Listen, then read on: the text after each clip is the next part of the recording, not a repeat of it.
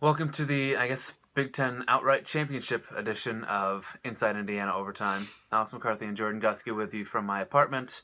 I watched the game at Assembly Hall. It's the Indiana-Iowa game tonight, which we talked about at length on the podcast, which we posted earlier today. But Indiana built a huge lead on Iowa, shot the living heck out of the ball, and then totally collapsed and then pulled it out at the end. Ends up winning 81-78, clinches the Big Ten outright title, second time in 4 years. I was watching at Assembly Hall at a watch party with a lot of fans, and some of the fans wandered onto press row and started banging on the table, which was a little bit annoying. But other than that, it was actually a pretty fun experience. It was fun to watch a live crowd react to what ended up being a really fantastic game.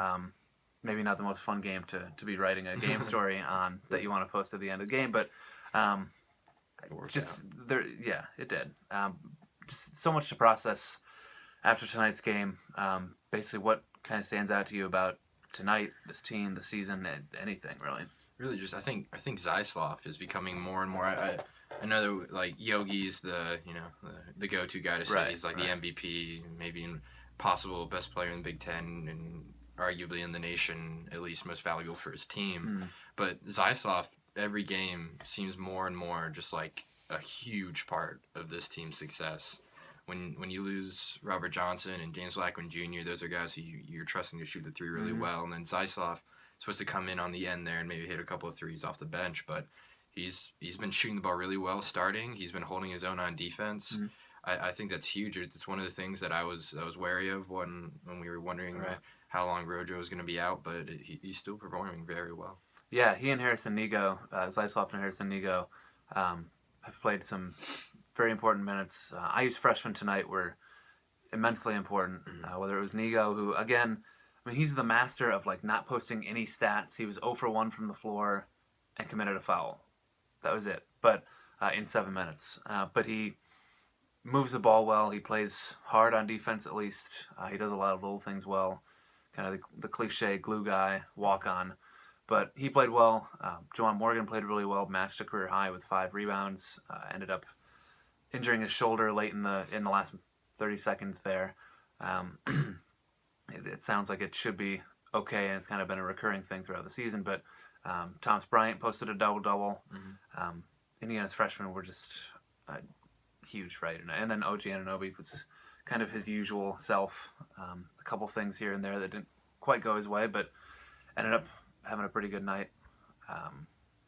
The freshmen have been kind of really the saviors of this season. With you mentioned Blackman and Johnson being hurt, and guys maybe not performing as well early on in the season as you wanted them to.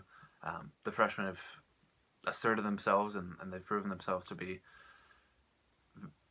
really some of the more reliable guys on this team, and that's a big reason that Indiana is sitting at 14-3 in conference play, and they're going to win the Big Ten. They're going to be alone at the top of the Big Ten. They'll have the double bye, the number 1 seed in the Big Ten tournament, and we'll see what this does for their seeding in the NCAA tournament. But as we talked about on the podcast, I mean, Tom Crean keeps kind of building his resume for a possible Coach of the Year. Dan Dockich was just going nuts about saying Yogi Ferrell for Big Ten MVP. I can't imagine that'll happen with Denzel Valentine, but I don't know. And then Tom Crean said after the game that he would be shocked if Yogi Ferrell didn't win Defensive Player of the Year. I don't think that's going to happen either, but whatever.